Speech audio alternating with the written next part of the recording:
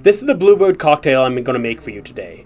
This is going to be based on the movie from 1963, The Birds by Alfred Hitchcock. First off, we're going to start off with, of course, ice. With the ice, we're going to add 2 shots of blue curacao. We're going to follow that up with 3 shots of gin. And last but not least, we got an ounce of lemon juice. And of course, like any other cocktails, shake it up and let's pour it in. Also, I'm a sociopath, so I add bitters on top. Just a couple of shots and we're good. Don't you love that vibrant blue color? Anyways, cheers.